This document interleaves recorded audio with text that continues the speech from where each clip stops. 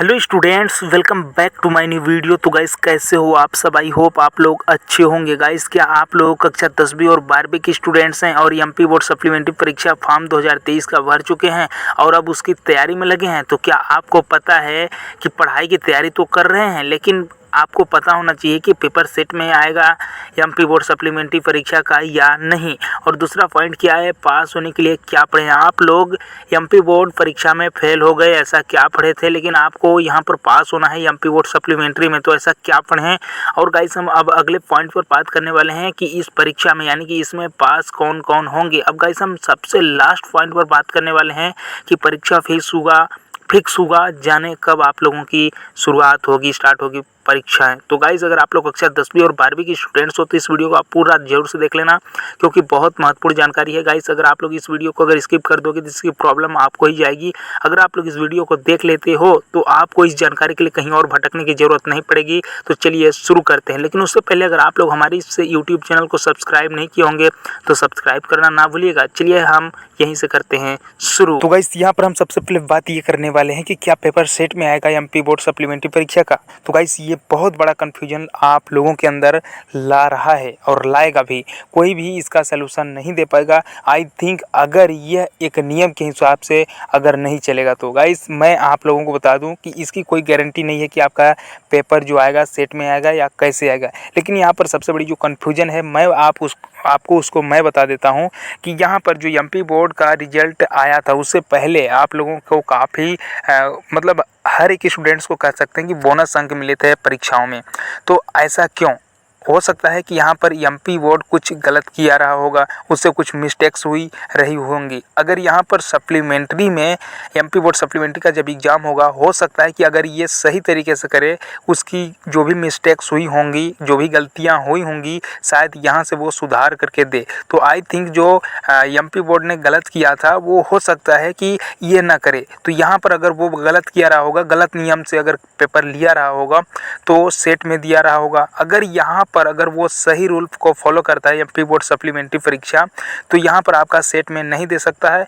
और अगर मान लीजिए अगर एमपी बोर्ड के नियम को फॉलो करके सप्लीमेंट्री परीक्षा अगर होती है तो समझिए यहाँ पर सेट में भी आ सकता है और नहीं भी आ सकता है। तो आई थिंक आप लोगों को ये समझ में आ गया होगा कि यहाँ पर कितनी बड़ी कन्फ्यूजन है। तो आप लोगों को ये समझने वाली बात है। आपको मैं समझाने का प्रयास किया, लेकिन मैं यहाँ पर गारंटी और दावा नहीं कर सकता कि पेपर आपका जो आएगा सेट में आएगा या नहीं आएगा। तो आई थिंक आप लोग समझ गए होंगे इस बात को। तो गाइस, सब यहाँ पर हम दूसरे पॉइंट पर बात करने वाले हैं, पास होने के लिए क्या पढ़े। आप लोग एमपी बोर्ड परीक्षा 2023 में क्या पढ़े थे जिस वजह से आप लोग एमपी बोर्ड में फेल हो गए। लेकिन यहाँ पर आपको एमपी बोर्ड सप्लीमेंट्री की जो परीक्षा है इसमें आपको पास होना है, तो आप लोग ऐसा क्या पढ़ें कि पास हो जाएँ। तो गाइस, यहाँ पर फिर वही कन्फ्यूजन वाली बात आ जाती है कि जो परीक्षाएँ इसकी होगी एमपी बोर्ड सप्लीमेंट्री की, वो होती तो एमपी बोर्ड के सेम है, उसी के ब्लूप्रिंट के आधार पर ये सब कुछ चलता है। लेकिन हम यहाँ पर ये देख रहे हैं कि एमपी बोर्ड कुछ मिस्टेक्स किया है, कुछ गलती किया है, जिस वजह से बोनस अंक दिया था। लेकिन यहाँ आपको क्या लगता है कि यहाँ पर भी बोनस अंक मिलेंगे? नहीं, मुझे तो नहीं लगता, लेकिन आपको क्या लगता है आप लोग बता सकते हैं। तो यहाँ पर अगर समझिए, अगर यहाँ पर एमपी बोर्ड सप्लीमेंट्री अगर सही तरीके से करेगा तो एमपी बोर्ड के तरह यहाँ पर बोनस अंक नहीं देगा। तो समझने वाली बात यह है कि अगर एमपी बोर्ड सप्लीमेंट्री अगर सही तरीके से करता है तो यहाँ पर आपको ब्लूप्रिंट के आधार पर पढ़ना पड़ेगा।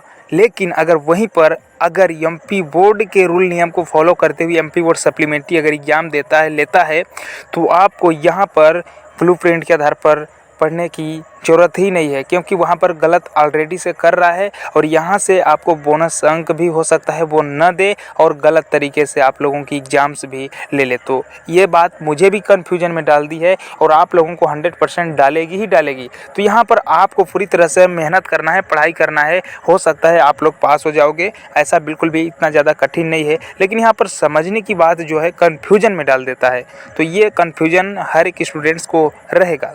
तो आई थिंक आप लोगों को ये भी समझ में आ गया होगा कि क्या पढ़ें क्या नहीं। वैसे भी जो स्टूडेंट्स पास हुए हैं वो भी इसी तरह आप लोगों की तरह पढ़े लिखे रहे होंगे, लेकिन वो थोड़ा ज़्यादा मेहनत किए रहे होंगे, लेकिन आप लोग कम मेहनत किए हैं होंगे। तो इस तरह से हो सकता है कि आप लोग सप्लीमेंट्री हो गए और वो लोग पास हो गए, तो आप लोग और उनसे भी ज़्यादा मेहनत करिए और आप लोग भी पास हो जाएंगे। लेकिन ये जो कन्फ्यूजन वाली बात रही, आप लोगों को भी समझ में आ गया कि क्या कौन करेक्ट यानी कि कौन कोई फिक्स बता सकता है।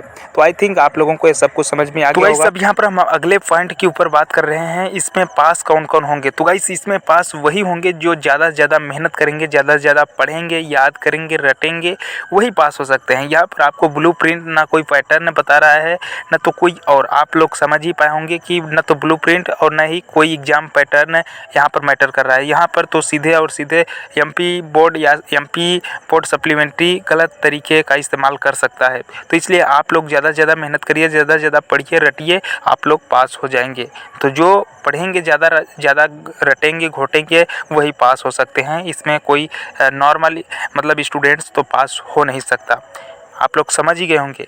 अब गाइस हम यहाँ पर लास्ट पॉइंट पर बात करने वाले हैं कि परीक्षा फिक्स हुआ जाने कब, अगर आपको नहीं पता तो यहाँ पर मैं आपको बता दूं कि कक्षा 10वीं का जो है 18 जुलाई 2023 से स्टार्ट होना बताया गया है, 100% जो कि श्योर है। और हायर सेकेंडरी यानी कि 12वीं क्लास के छात्र छात्राओं का यहाँ पर 17 जुलाई 2023 से बताया गया है। तो ये तो आप लोगों के लिए बिल्कुल फिक्स है। और गाइस इस वीडियो के लिए बस इतना ही। हम मिलते हैं आप लोगों से एक और नई वीडियो के साथ, तब तक के लिए जय हिंद, वंदे